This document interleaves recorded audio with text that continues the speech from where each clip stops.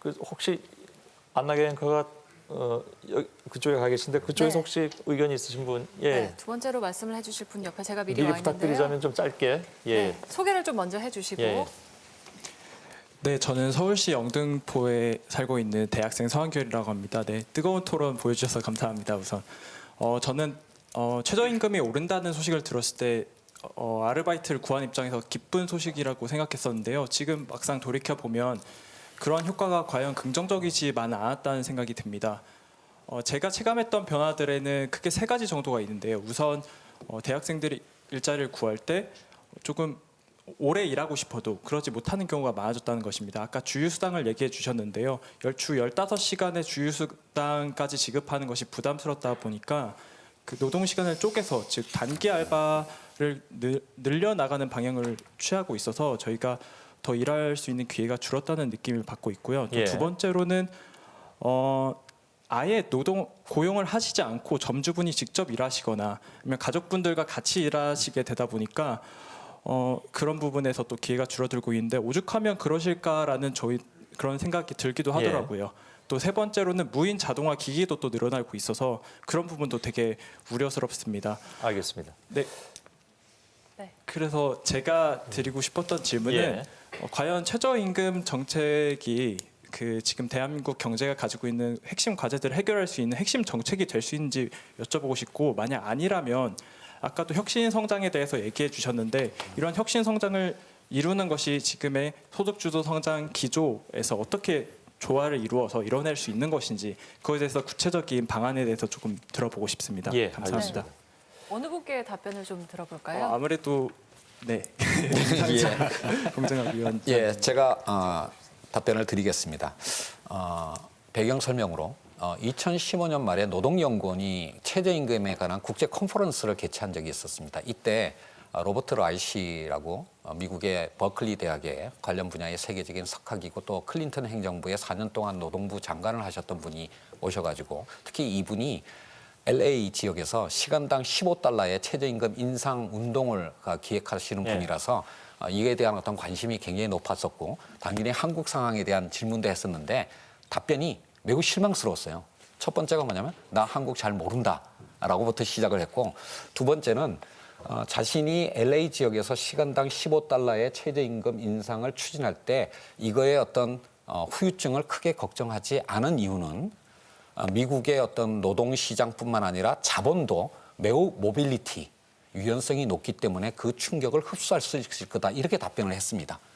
그것을 돌이켜본다면 한국은 그 로버트 라이시 교수가 생각했던 LA 지역의 상황과는 굉장히 다른 부분이 있었고요. 특히 우리나라 취업자 중에 4분의 1, 23.5%가 자영업자인 현실에서 본다면 그리고 우리나라의 어떤 이 고용 구조가 굉장히 경직적인 어떤 상황이다라고 본다면 그러니까 최저임금의 인상이 시장의 기대와 달랐던 부분이 분명히 있었을 거라고 생각하고 그 부분이 자영업에 굉장히 예기치 않았던 충격을 준 부분이 분명히 있을 거라고 생각하고요. 이 부분에 관해서 작년도 그랬지만 올해 와서도 정부에서는 일자리 안정자금이나 또는 그러니까 두루누리 사업을 통한 여러 가지 어떤 사회보험료의 어떤 지원 그리고 근로장려금 등의 직접적인 어떤 지원을 위해서만도 9조 원의 예산을 평가했고 자영업의 어떤 혁신 성장을 위한 그런 부분에 관해서 여러 대책들을 내세웠습니다. 이렇게 말씀드리면 또 신세동 교수님께서는 옛날에 다 했던 거 재탕하는 거 아니냐라고 말씀드리겠지만 예견하지 마시고요. 네.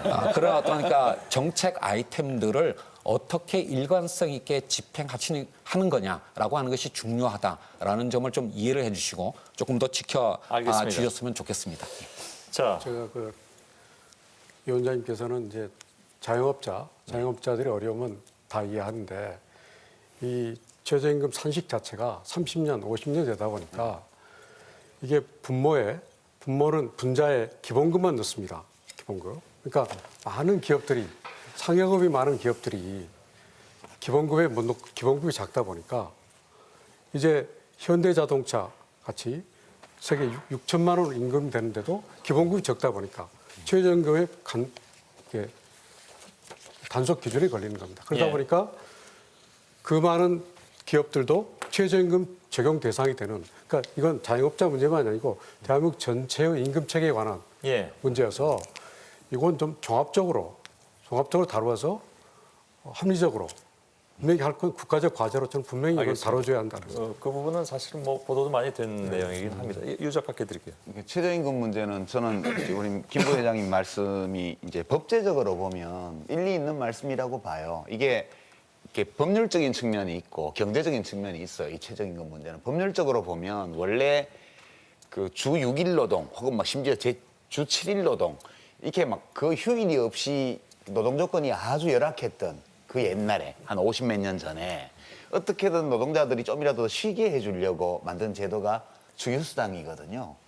그러니까 뭐 하루 일 안 해도 일한 걸로 쳐줘라. 예. 근데 그 뒤에 최저임금 제도가 도입이 되면서 사실 명확한 법 규정 없이 행정 해석으로 그 주휴수당을 지급하는 주휴 시간까지 포함해서 그 최저임금을 산정하도록 그렇게 해왔거든요. 경로 예. 의존적으로.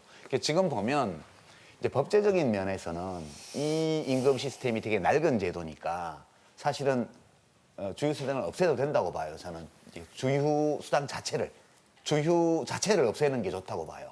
일한 시간만큼 돈을 받는 거죠. 예. 그 대신 경제적인 면에서는 이 최저임금이 무슨 경제 논리로 정한 액수가 아니잖아요.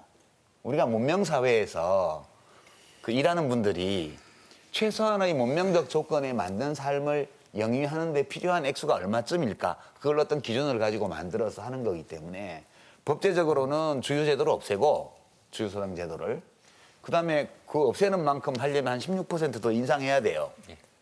그렇게 일몰제로 이렇게 해서 실제로 그걸 반영해서 최저임금 제도의 취지에 맞게 하는 거죠.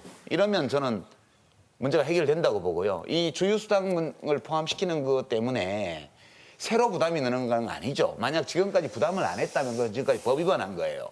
노동법에 다 그걸 주도록 돼 있는데 안 주고 운영을 해왔는데 지금 와서 그걸 포함해서 시행령으로 규정을 했기 때문에 예. 이제 안 주면 옛날에도 법에 걸렸지만 이제는 더 확실하게 걸리게 돼 있으니까 부담을 느낄 수는 있지만 예. 그렇다고 해서 지금까지 법 위반을 해온 거를 전제로 해서 최저임금이 또 인상되는 것처럼 이렇게 말하는 건 저는 좀 그 고충은 이해를 하지만 예. 그건 그건 차이가 아닌 것 있습니다. 같아요. 그러니까 예. 이번에 이슈가 된 것은 법 위반했던 게 법 위반된 게 아니고요. 하도 오르니까 2년 전부터 소상인구들이 법에 제소를 했습니다. 제도가 맞는가? 그러니까 대법원에서 어떻게 했냐? 지금까지 아무 이의 없이 따라왔죠. 법을 지켜왔습니다. 그런데 대법원에서 8시간, 분모에 8시간 일하자는 시간이기 때문에 빼고 계산하라. 예. 그래서 모아둔 기업들이 법 단속에서 노동부가 내린 단속에서 벗어났습니다. 그러니까 기업들이 뭐냐면 이제는 대법원 판결에 따라서 우리가 20% 정도 높게 산정되는구나. 그래서 법적으로 받은 권리로서 인식했던 거죠. 뭐 위반하자는 뜻이 아니고요. 그런데 이제 생각이 다르신 것 같은데. 예. 이게 이제 바로 시행령이라는 법이 아니고 노동부가 자체 시행령이라는 정부 내에서 그냥 옛날 제도로 가니까 시대가 바뀌었고 또 대법원 판결은 새로운 상황 변화가 생겼는데 이걸 과거 30년 그대로 한다는 그 이유만 가지고 하다 보니까 당연히 기업체에서는 이의를 제기하고 다시 한번 봐달라고 얘기하는 알겠습니다. 거죠. 예, 말씀하시죠. 예, 그다음에 신 교수께 드리겠습니다. 예, 아마 젊은 친구들께서는 이제 많이 아시겠지만 손흥민과 같은 영국의 이제 프리미어 리그의 선수들이 계약을 할 때 주급 얼마다 이렇게 계약한다라고 하는 것을 뉴스에서 많이 보셨을 겁니다. 미국에서는 주급이 사실은 예. 굉장히 일반화되어 있습니다. 우리나라는 노동자의 90%가 월급을 받습니다. 사실 임금 체계라고 하는 것은 나라마다 시대마다 굉장히 다른데요. 그러니까 월급을 기본으로 하는 우리나라의 임금 체계에서 사실 주휴수당은 현실적으로 그렇게 문제가 된 적이 많지가 않았습니다. 1953년 근로기준법을 만든 이래로 지금까지 계속 법정 주휴수당은 규정이 돼 있었고요. 1988년 최저임금법이 시행된 이래로 지금까지 30년 동안 사실은 209시간, 즉 법정 주휴시간 8시간을 포함해서 209시간을 기준으로 최저임금을 정하고 그걸 월급으로 환산하는 것을 지금까지 해왔습니다. 이거에 대해서 제가 사실 제기에서는 지금까지 문제 제기한 적이 없었습니다. 특히 작년 2016년에 최저임금법을 개정을 할 때도 법을 개정할 때도 209시간을 기준으로 했고요. 예. 7월 달에 최저임금을 고시할 때도 거기 명시적으로 나와 있습니다. 209시간을 기준으로 한다.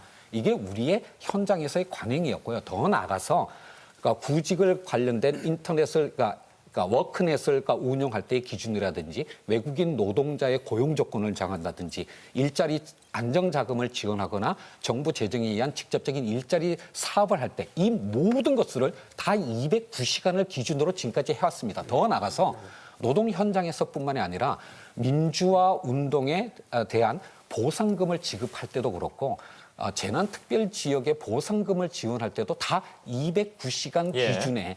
기준을 사용했습니다. 이게 우리의 일반적인 관행이었습니다. 다만 최근에 와서 이제 최저임금이 많이 오르다 보니까 소상공인 측에서 이거에 대한 문제 제기를 했고 대법원에서는 통상임금을 시급으로 전환할 때의 근로기준법에는 이미 시행령이 개정이 되었는데 최저임금법의 시행령은 아직도 개정이 되지 않았고 행정지침이나 행정 해석만으로 해온 것은 물리적으로 안 맞다라고 해서 대법원 판결이 나왔기 때문에 이것을 현실에 맞게 이번에 최저임금법의 시행령을 개정한 것입니다. 다만 제가 마무리하겠습니다. 이 상황에서 지금 유시민 작가께서 말씀하신 것처럼 그런 어떤 주유수단과 관련한 현재 어떤 상황에 맞게 그걸 법제적으로 개선할 필요가 있다라고 한다면 개정할 수도 있습니다. 그건 국회에서 해야 되는데 다만 이 209시간을 기준으로 하느냐라고 하는 것은 우리의 일상생활에 너무나 광범위하게 확립된 관행이기 때문에 이것을 오직 최저임금 그 부담 때문이라는 요인 때문에 개정을 한다면 심지어는 대통령의 긴급 재정 명령 행태로 개정한다면 그것이 가져오는 사회적 혼란은 굉장히 커질 것이고요. 예. 경제적 비용도 커질 것입니다. 알겠습니다. 원래 어차피 최저임금가 위원회 구성과 관련해서 여러 가지 법제적인 논의가 있을 테니까 그거에 대해서 어떤 경사노위와 같은 사회적 대화 기구에서 의견을 모으고 예. 국회에서 합리적인 기준을 만들어가는 쪽으로 가야 될 겁니다. 정리 좀 이것을 해주시죠. 지금 이 순간에서 대통령 긴급 재정 명령 형식으로 알겠습니다. 개정하라라고 하는 것은 너무 과한 요구라고 생각합니다. 저희가 대통령께서 그렇게 제정하시는 게 아니고요. 지난 8월 달까지 저희가 이유 제기한 적이 없습니다. 예. 말씀하신 대로. 예, 근데 다 알고 계셨지 8월 않습니까? 이후에 8월 이후에 대법원 판례가 나왔거든요. 판결 8월 이후에. 그리고 8월 이후에 시행령이 나왔거든요. 노동부 시행령 개정안을 안 내놨으면 아무 이유가 없었습니다. 그냥 법하고 같을 텐데 시행령을 내놓고 그걸 법에서 174라고 했는데 대법원에서 그걸 200%로 고집하니까 우리는 114라는 새로운 시대에 새로운 판결이 나왔는데 이걸 그냥 간다. 예. 그래서 저희가 중요한 문제로 제기를 하는 거죠. 알겠습니다.